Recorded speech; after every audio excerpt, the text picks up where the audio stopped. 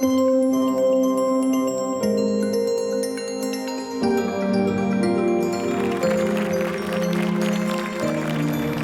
evening. Thank you for joining us. I am Diane Taylor. I'm the Director of Public Programs here at the National Building Museum.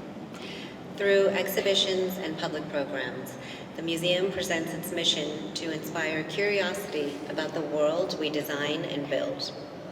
For more than 2 decades, the museum's signature Spotlight on Design has presented design luminaries and legends in architecture, urban planning, and landscape architecture.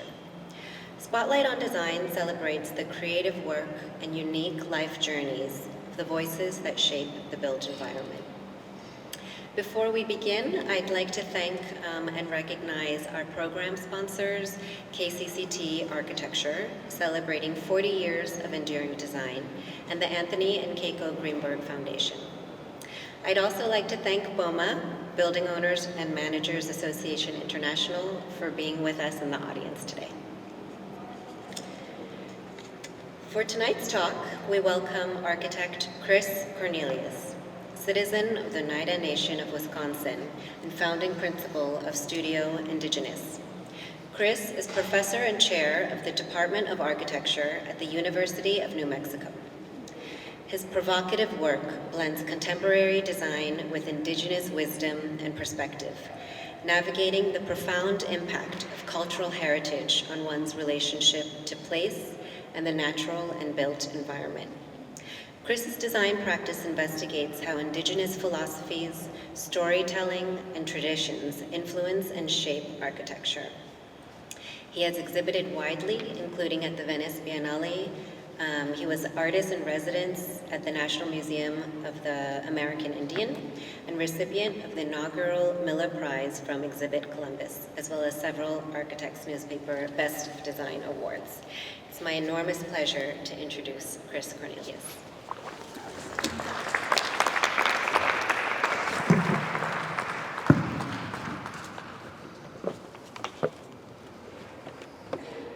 Thank you.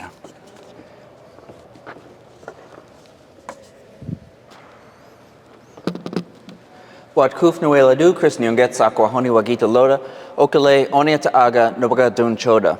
So I said in Oneida that I extend my greetings, love, and thankfulness to all of you. I am Chris Cornelius of the Wolf Clan, and people of the Standing Stone is the earth that I come from. I'm a citizen of the Oneida Nation of Wisconsin. I was raised on the reservation in Wisconsin. I studied architecture at the University of Wisconsin-Milwaukee, and I went to graduate school at the University of Virginia.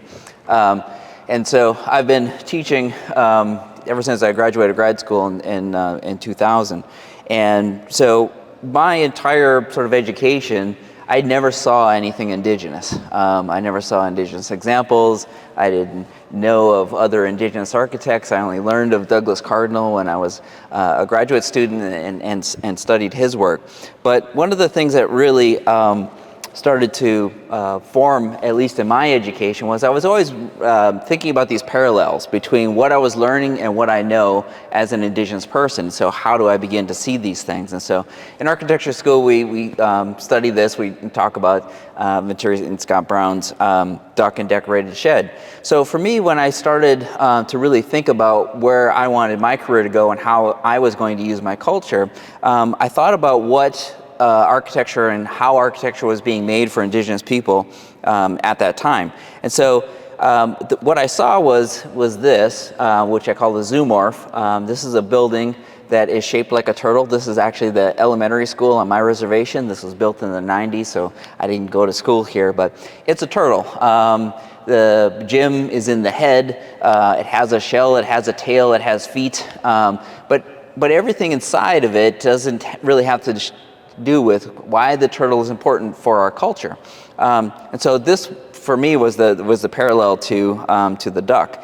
And then the other type of building that was being done, is still kind of being done, is what I call a pictograph, which puts indigenous iconography onto a normal sort of building.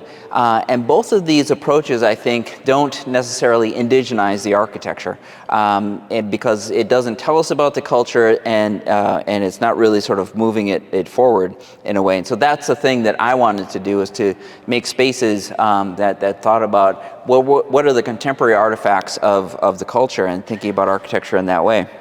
So I started my practice in 2003 when I was asked to be part of the design team with Antoine Predock, who was selected as the design architect for the Indian Community School of Milwaukee.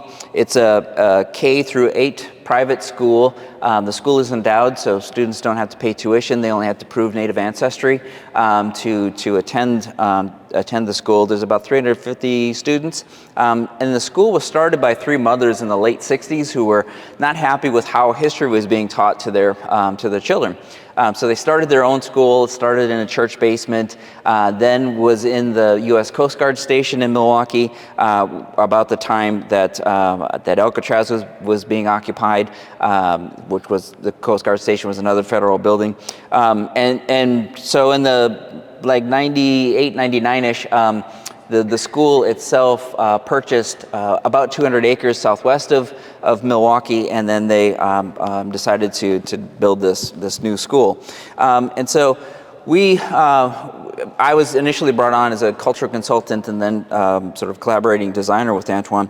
And so what I had to sort of communicate was that the school itself is for the 11 tribes in Wisconsin. We have some similarities, but we also have some distinct differences. So we decided to really focus on cultural values, and how do we begin to think about the building. So one of the first things we did was we basically stripped all the institutional names from things. For instance, the place that they eat has never been called the cafeteria, it's feast.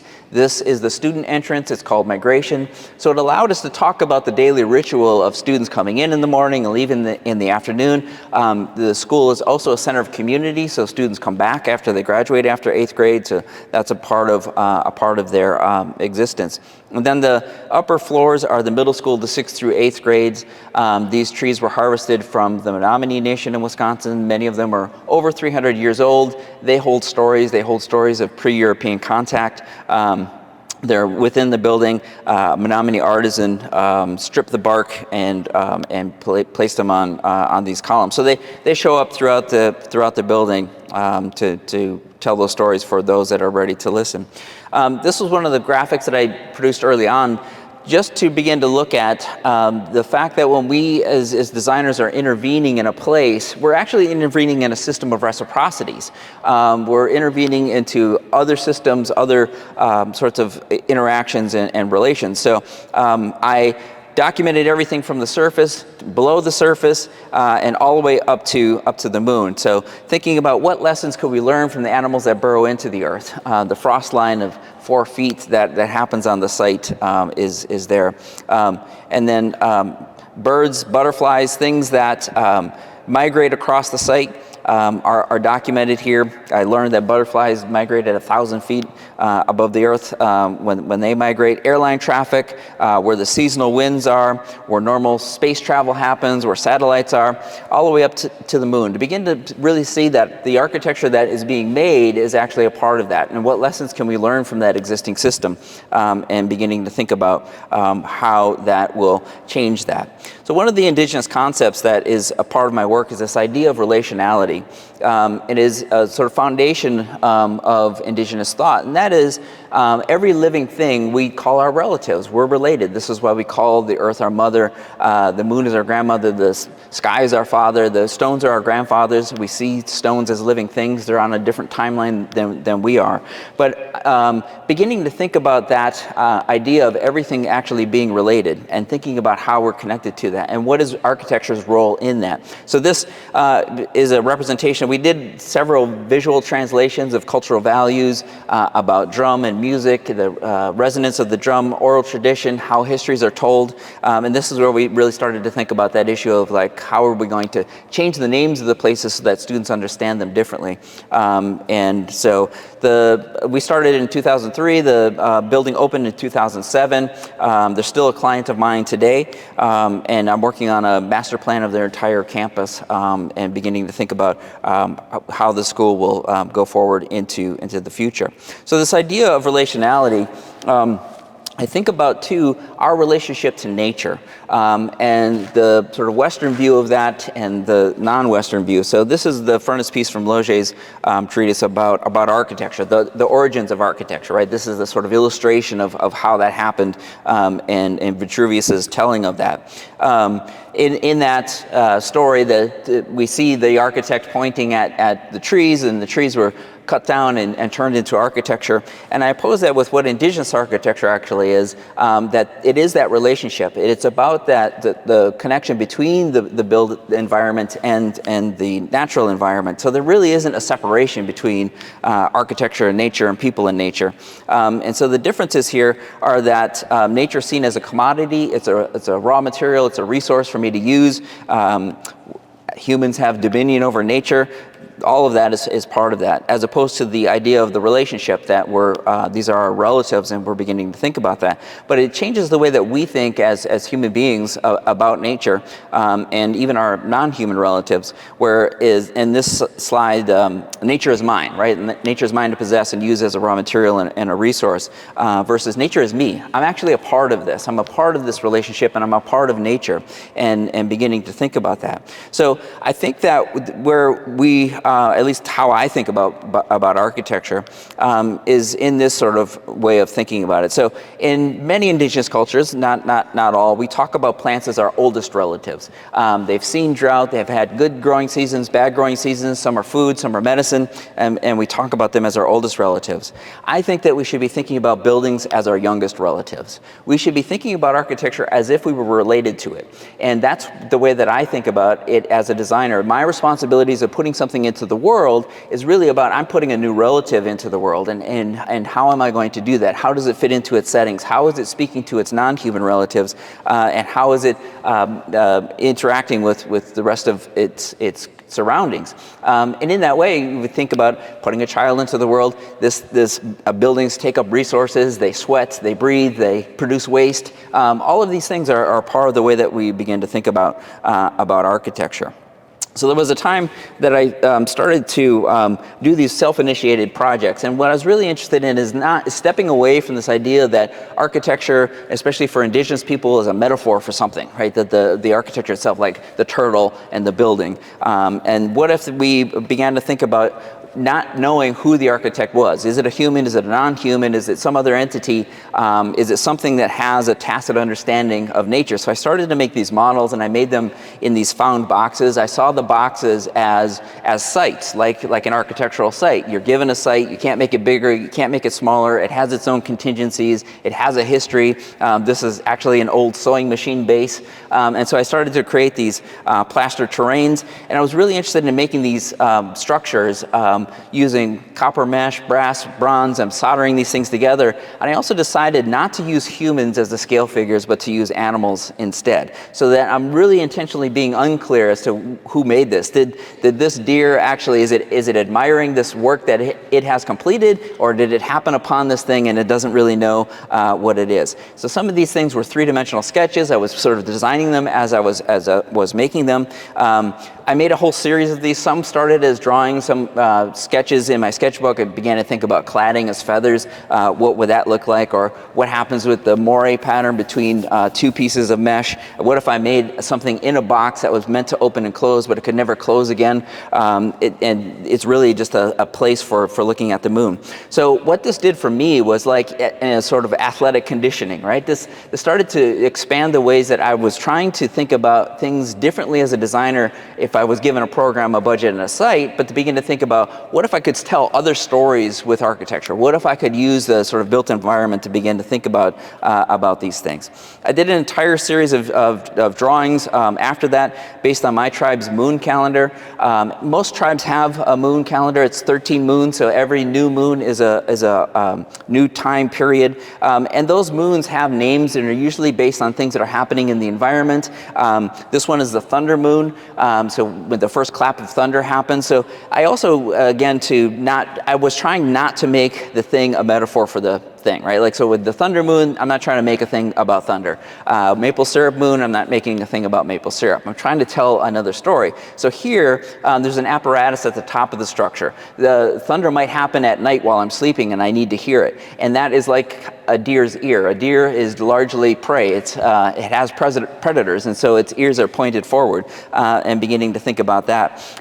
When I did these series of drawings, I did 8 of them total. They're all the same shape, form, volume. They're all displaced from the ground, but I began to think about how are they connected to the ground. In this case, what if it was just a bundle of sticks instead of columns? And what if this thing had to irrigate its landscape? So the bear is pulling out this sort of cistern that collects rainwater and irrigates the landscape. When I did these all in my sketchbook, largely by drawing by hand and watercoloring them, I was also making 3-dimensional models, making rhino models. At first I did it to make sure that I was making the shadows and casting the shadows and the elevations correctly. But then I began to think about what if this changed the way that I was digitally rendering these spaces? What if I took the camera and put it at the non-human eye level? So what if the wolf was looking up at this thing? The bottom of this is, instead of having columns, what if it's structural hair, like a porcupine? It's actually organic, and there's so much of it that it actually can hold the thing up. So it's actually going into, and what if it's almost getting close to the wolf and pointing it in the eye? And what if the wolf can see things in the sky that I can't see as a human? We know that birds can see things that we can't see, right? They see magnetism, so they fly towards it and away from it. This is how they sort of migrate. But what if the wolf sees things that I can't see? I'm trying to sort of render visible possibilities, and I do think that that's one of the sort of primary roles of an architect, is really to do that. What has not existed in this world, and how are we seeing that world differently? So then it began to influence the other work that I was doing. In 2018, I received an artist residency from a place called Bookworm Gardens in Sheboygan, Wisconsin, just north of Milwaukee. And it's a children's literature garden. And so the proposal I wrote was to really examine the role of the trickster in Indigenous storytelling. The trickster is there to teach us about our own humanity. The trickster does things within the story and then suffers the repercussions of that, right? So it tells us about greed, it tells us about gluttony, it tells us about vanity, it tells us about all of those sorts of things. And so what I wanted to do was to build a structure that really didn't follow any form, didn't follow any sort of programmatic thing, but it was there because I wanted the children that came to the garden to begin to tell their own stories about it. And so it was there for about 2 years. I made it from trees that were harvested on the site, and I have my own sort of relationship with the tree that I thank the tree for giving its life to the structure, and beginning to think about that. So in the previous models that you saw, the copper mesh, I'm using the same exact mesh that I used on the models. I'm using the same process for patinaing the copper itself. But then I began to think about, when I was making these models, and this is one of them, what if architecture could have regalia too? And thinking about the role of regalia in Indigenous culture, it's not just aesthetic and ornamental. It actually tells you a story. It tells you about where someone came from, what their sort of path in life was. So on the right is a gastoe or headdress of the Haudenosaunee Confederacy. My people, the Oneida, are part of that confederacy. I know that this one is Mohawk because of the feather configuration. It has all of the feathers up. If it had 2 feathers up and 1 feather down, I would know that person is Oneida. If it had 1 feather up, I would know that they're Onondaga. I also know that this is a chief because it has antlers on it. Our chiefs were elected. We had a true sort of democratic republic in a way, and if you go Google it, the U.S. Constitution is largely plagiarized from the Haudenosaunee Confederacy. We're the longest running democracy, active democracy in the world, still running in this way. But the point is that by looking at the headdress, I know where this person is from and I know what role they have in society. But what if architecture could do that too? What if the architecture could have this sort of regalia? So the pieces on top of the trickster are intended to be that regalia and to kind of signal some of those other things.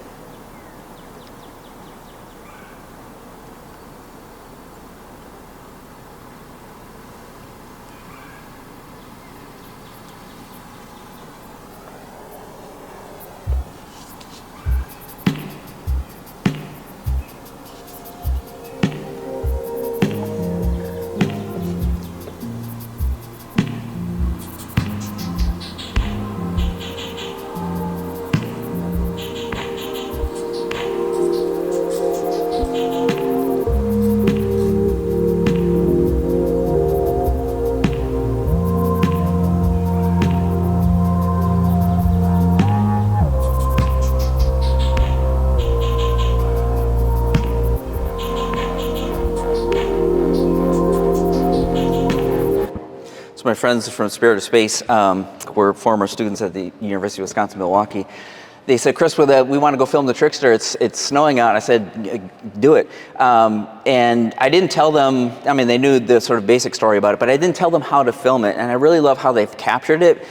They filmed it in a way like it's almost as if you got too close to it, you might scare it away. And it's just a sort of quick 1 minute thing. It's almost like a trailer for something to come. But they started to show me things about it. I wasn't thinking about the regalia actually reflecting the pine needles of the tree. I wasn't really thinking about that when I put it on there. I was really just thinking about how am I going to add this regalia to the piece.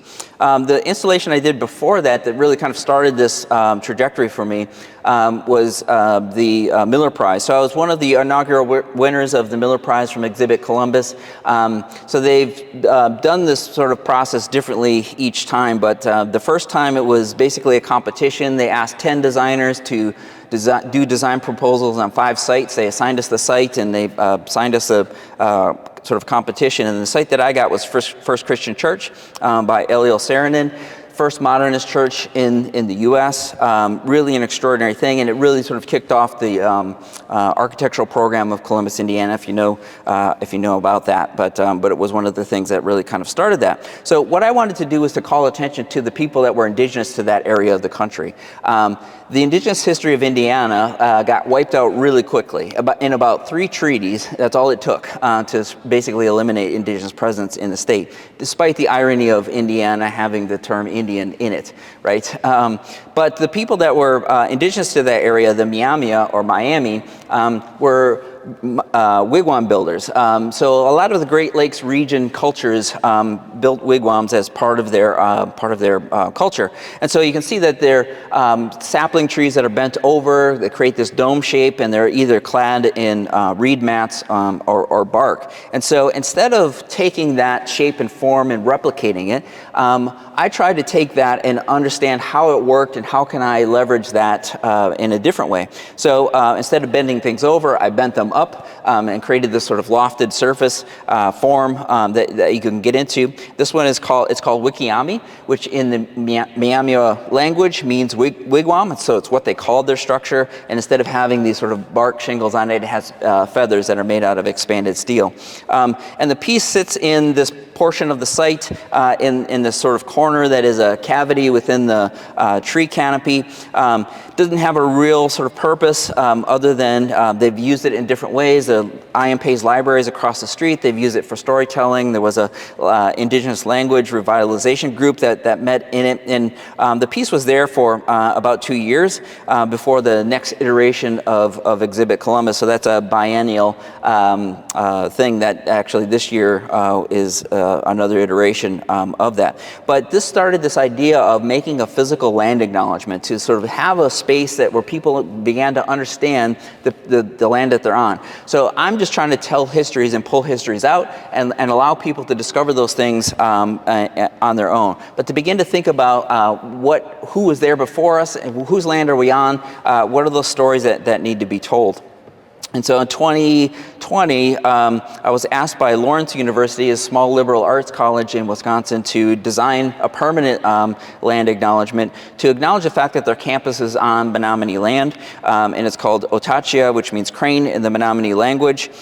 This one won a Best of Design award for honorable mention rather for social good. So this green area is the land base of the Menominee. They're indigenous to the state. That includes Milwaukee on the southern end, includes Green Bay, and their campus is right here. This is where sort of Appleton is. But they really wanted this campus to acknowledge that history. So it has this sort of prominent site within their sort of main plaza next to the library. For me, it was important too that these things are things that you can get inside. You can get into and experience. You might see nature differently when you're inside them. The thing that was really important to me, I worked with the Indigenous student group at the university. They happen to have Indigenous students from all over the country. They run a program called College Horizons, which helps teach young Indigenous people about what it's like to go to college and how that sort of works. But in these campuses, they don't see anything that reflects them. They don't see anything that is about their history or about who they are. And this piece is a place for that. It's served as a place of meeting. Some of the Indigenous students, when they have meetings and protests and things like that, they use the space to do that. And so this piece is actually pointed towards the Menominee Reservation on Wisconsin. It's made out of weathering steel, and it has a custom perforation as reflecting the pattern of the Menominee. And so when we look at Indigenous arts and crafts, what we're usually looking at is a way of seeing nature. And we can see how those people see nature. And so the Menominee have this interesting relationship with it. So sometimes they make these sort of geometric abstractions like this pattern, or there's some that are very flowy, but you can usually tell sort of cultural groupings and where people are from based on how their arts are beginning to reflect that nature. In 21, I was asked to be a part of this exhibition at Crystal Bridges Museum in Arkansas called Architecture at Home. And so what I decided to do, I was one of 5 designers asked to design full-scale prototype, and they're built and on the Crystal Bridges campus. But what I decided to do was to address Indigenous housing. This is the house that I grew up in on the reservation. It's a house built by HUD. This is, I would say, an improved version of when I lived there. This is just the Google Street View, the current one. When I lived there, it didn't have gutters on it. It didn't have that little shed. But it always struck me, at least at the time when I lived there, and I think it had a lot to do with how and why I became an architect. I didn't have a garage, right? This doesn't have a porch. And I began to think about, what if I made a thing that was not that thing? It's the opposite. It's everything that my HUD house didn't have. And so for me, this began to shape and sort of coalesce the way that I'm thinking about Indigenous architecture. My HUD house didn't have a view to the sky. My HUD house didn't have a place for a fire. It didn't have a place for my non-human relatives. It didn't have a porch. Like I said, it didn't have a garage. This doesn't have sidewalks. There aren't trees. I went to high school 9 miles away from here, and I would ride my bike from the reservation to my friends' houses, and I would see like they have sidewalks and trees and people are close and their houses all kind of like line up. Ours didn't. We just like played baseball in the front yard. Like it became a baseball diamond. Sometimes it was a football field. But we didn't have all those sort of amenities that you'd find in other sort of suburban settlements. And so I taught a studio at Yale in the spring of 21. I was a visiting Lou Kahn assistant professor that year. And I was really addressing Indigenous housing in a community that I've been working with for a few years in Manitoba called the Opisquai Cree Nation. And what you'll see, and I explained this to the students, this is one of my students' graphics, that you'll see the same house everywhere. Every reservation has one. So in the Southwest, in the Great Plains, in Canada, and then where I grew up, it's the same house. It's this ranch house with 3 bedrooms that just assumed that we all would live in the same way. For me, this sort of housing program was a form of colonization. It was like, how do we sort of live together? When in fact, our Indigenous families live differently. We might have multiple generations in a home. During my time when I lived there, my grandmother's husband, my step-grandfather, passed away, and so she actually lived with us for a few months. I slept on the couch. She slept in my bedroom. This happens all the time. You might have adult children living with you, and those children have children, right? So you have multiple generations in there. So families can expand, they can contract. Elders change their sort of way and abilities of living. So this house had nothing to do with that. So it's almost, I will say this is almost exactly the same floor plan of the house I grew up in. I think it was built in the early 70s. I would say though that this is a fancy version because it has a master bath. Our house didn't have a master bath. Our house, my bedroom was so small it could only fit a twin bed in it, right? And so this doesn't have anything to do with how we have been living. If we think about Indigenous architecture, it was always one space. It was a space of craft, it was a space of culture, it was a space of ritual, it was a space of government, diplomacy. All of those things were part of that. It wasn't just kitchen, bathroom, living room, bedroom 1, 2, 3, right? It was always an open sort of space. And so the version that I've made is sort of one jettisoning that form. And I will say that many Indigenous communities don't like that 412 pitch roof sort of ranch looking thing. It has baggage that comes along with it. And so this I created a sort of new form. And this thing was intended to do the things that my HUD house didn't have. It does have a place for a fire. It does have a view of the sky. It does have a place for my non-human relatives. And it does have a porch. It does have all of these things. And so I built this thing, was installed in August of 22. It's there. It's about to be deinstalled, I think, next month, actually. So I made this into a modular sort of construction, understanding that, again, the generations might grow or the house might grow. So a community can come together, they make a module, they put it onto a house, or they might take it and move it. And then what if parts of those modules were like where the infrastructure of the home is, the plumbing, the heating, all of the sort of mechanical systems you can just basically plug into. So what you're looking at is basically an entry sort of kitchen module and then a living module. And I'm thinking about apertures of people of different sizes, the child in the window there, things you might be able to sit on and think about other sort of ways of seeing the world. I couldn't afford to make this sort of like big masonry hearth, so I did the steel frame and I clad it with the copper mesh that I had done 2 tricksters before this, and that's the copper mesh that was on it, and I'm getting that back. So I'll be able to do it on another thing. But my HUD house, this one, my house I call, which is not my HUD house, it has feathers. It has this sort of cladding. What if I could fly off this reservation if I could? My house has the regalia of my culture. These are jingles that are put on women's dresses. It started in an Ojibwe culture, but it's really a part of Indigenous culture now. And so what if the architecture had that level of regalia too? And each one of these things are put on there very carefully. They actually index how the thing was made. It was made in this sort of CNC plywood construction. And then this one is an open space. But what if this was a space where you could make things, you could make food, you could share space with people, you could come together, you could begin to do. My house didn't even have a place for me to do my homework, right? But what if this was that? And the other thing I'm doing here intentionally as a designer is I'm bringing light in different levels, right? I'm bringing it very high, very low, from different directions. This thing is oriented so that the entry is from the east. Most Indigenous dwellings that was the case because this is where the sun comes up, and then we send off our guests to the west. But this also has a hole in the top, so it does have a view to the sky. And so what I'm trying to do is tap into the things that were parts of Indigenous culture, right? So that sky hole was actually a smoke hole. It was part of where the fire was. And this is what I wish I had invented this term, but this is what I call indigenuity, right?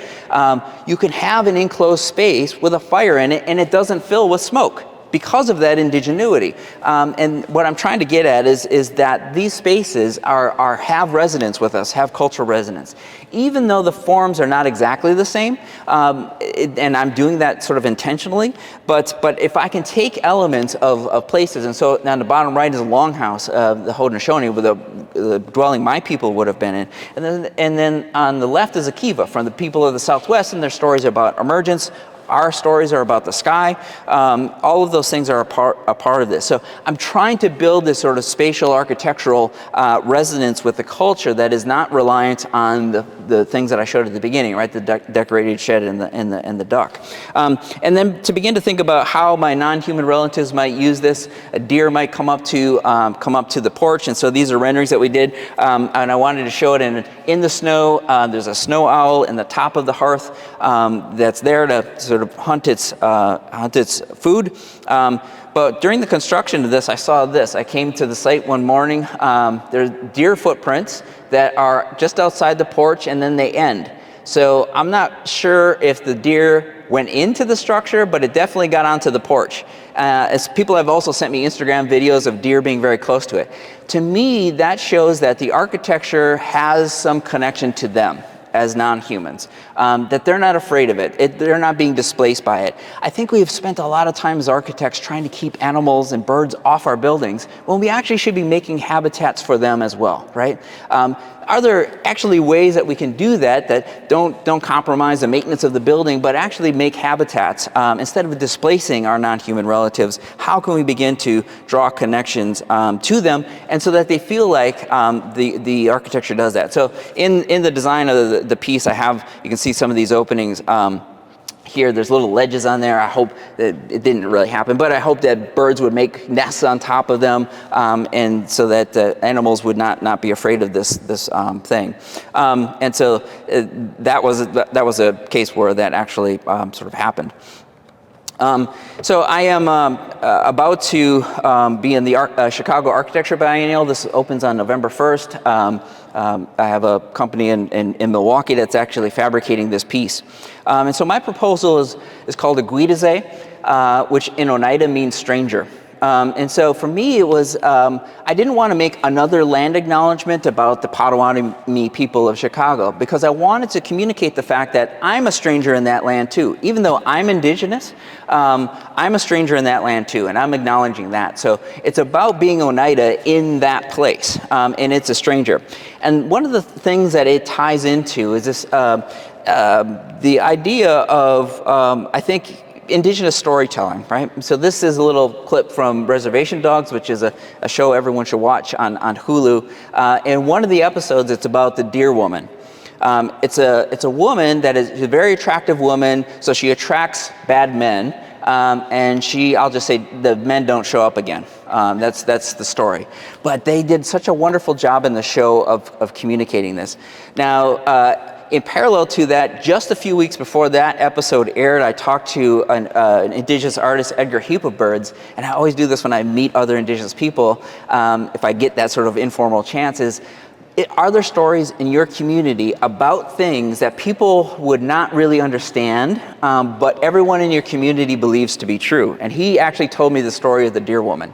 And in this case, you see this woman, but now at this point, it's revealed that her feet are actually hooves of a deer. So sometimes the woman has antlers, sometimes it's hooves.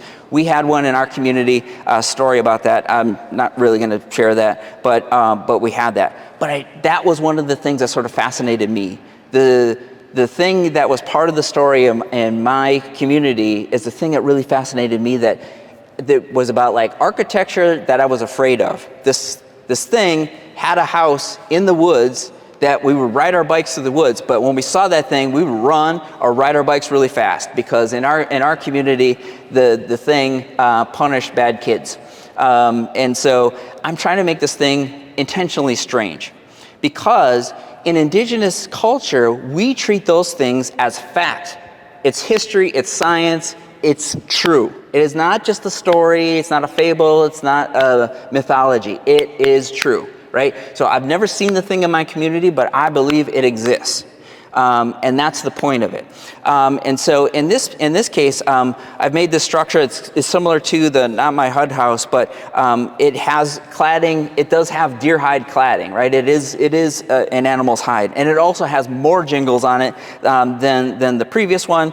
And it has this chimney within it. People can sit in it. So this is I forget all the galleries that are in Chicago, but this is going to be built inside the cultural center, and it has three parts parts, and those parts, I often think about architecture as animals. I think if we began to think about that, that's how our relatives understood the land that they're in, and buildings should understand them in the same way. So this thing has 3 parts. It's almost like a chimera of animals. It has a haunch like a deer, right? So like its hindquarters. It has a tail like a bear, a wolf, even a turtle, and then a carapace or a shell like a turtle. On the inside, there's going to be a screen that has a sort of video animation of the sky of my house in New Mexico.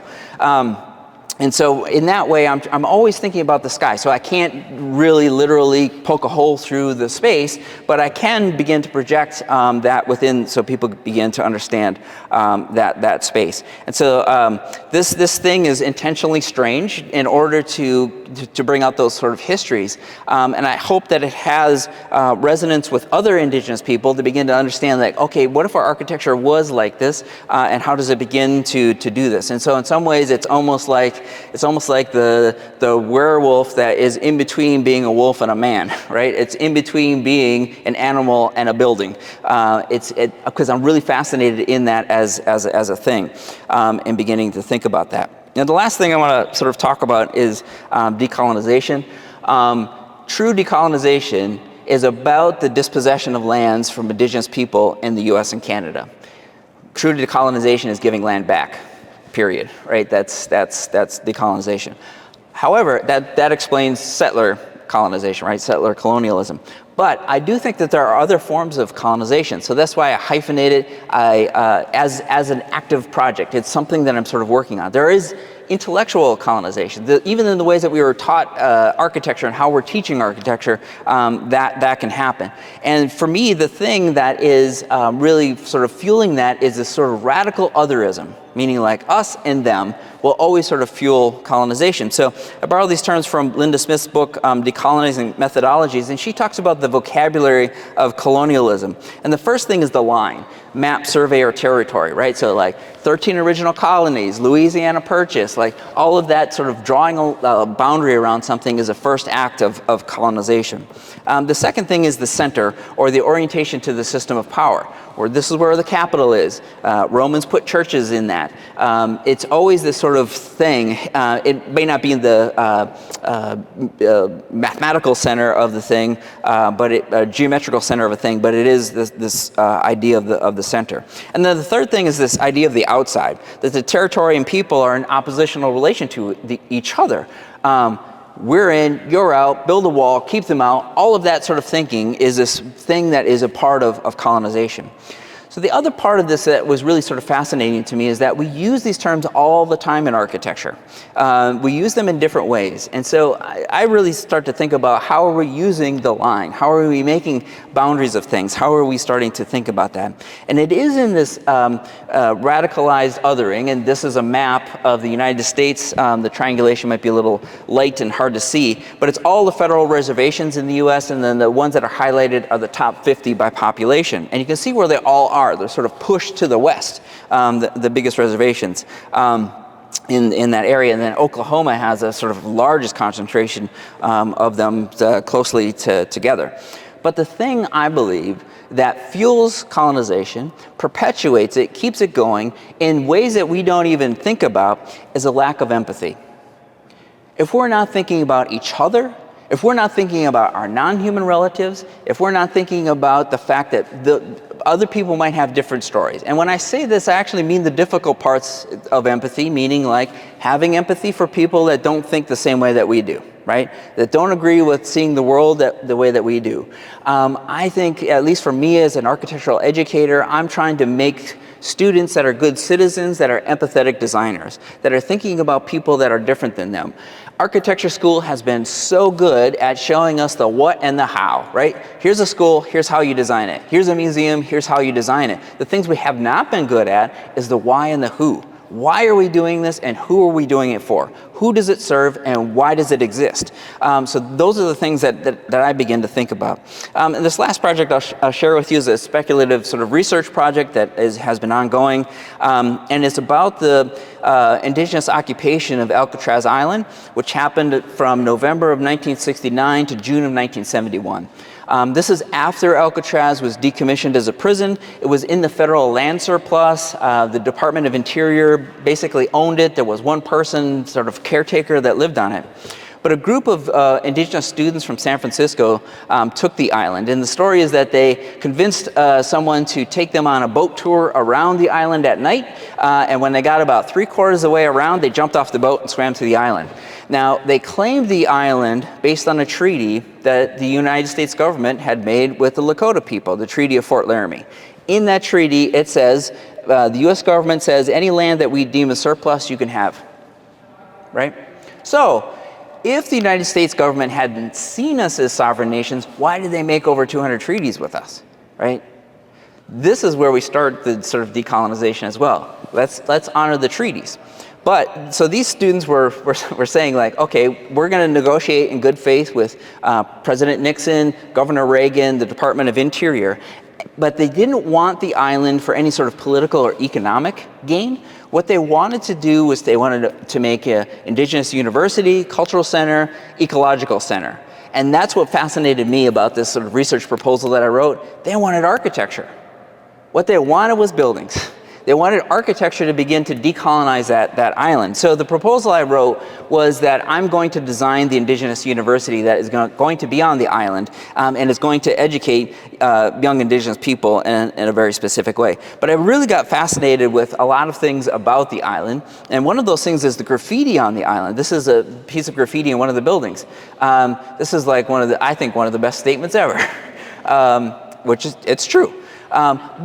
If you think about all social movements, rhetoric is an important part of social movements, right? Black Lives Matter, #MeToo. Those things are things that the rhetoric is a thing that people can rally around. And so these things, the graffiti that's on the island, which most of it actually still exists on the island, and it's part of its entire history, was really important. So one of the things you see on the right is they're reclaiming it by erasing the references to the United States.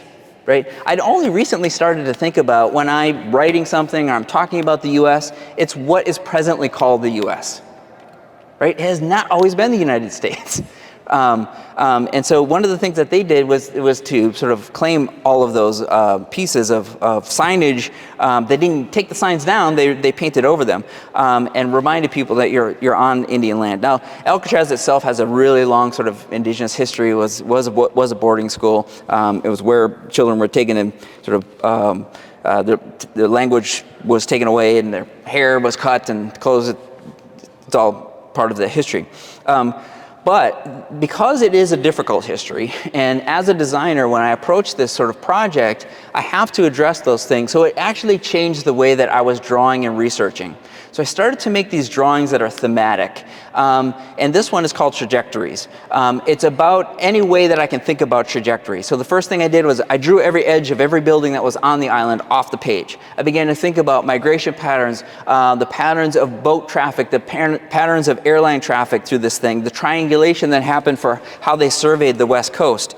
All of that is part of that. I draw these on sheets of Mylar with graphic. I draw on the front, I draw on the back, I put pictures, images on it, but I also am trying to pull out different aspects of Indigenous history. This one is a series of trajectories. One is this idea of trajectories of death, right? If we think about the Trail of Tears with Florida in the bottom right, Oklahoma is that big gray spot, people were literally walked from those lands to Oklahoma. Many people died during that.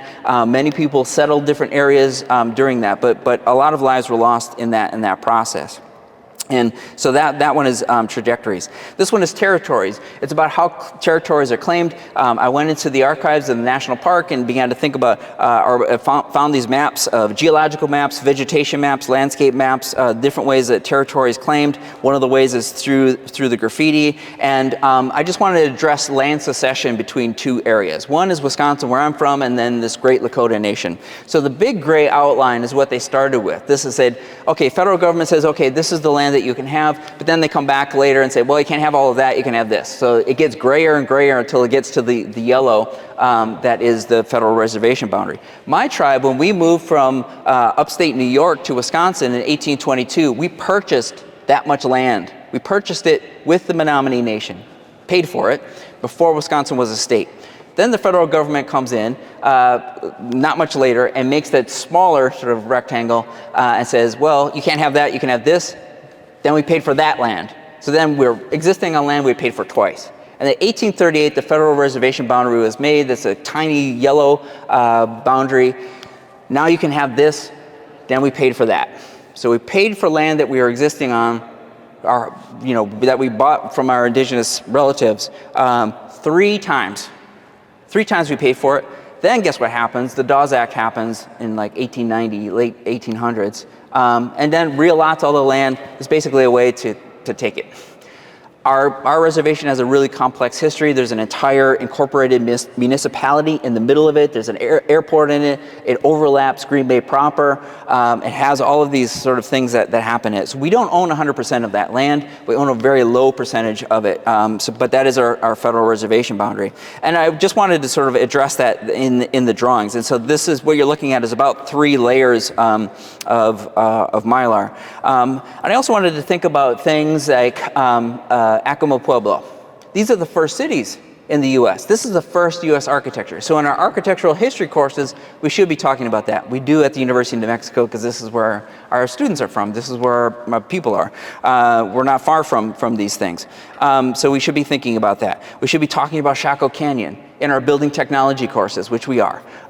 It's very complex masonry. They figured out how to make round masonry buildings, right? They have masonry that rivaled what the Romans were doing, and there's just no way that they could have communicated with each other. So that's a part of the way that I think we should be thinking about. Petroglyphs are a way of claiming property. The petroglyphs that are all over the Southwest are ways of claiming that property. So those things show up in this drawing. And then I had to think about how am I going to represent the most difficult parts of the history of the United States before this happened.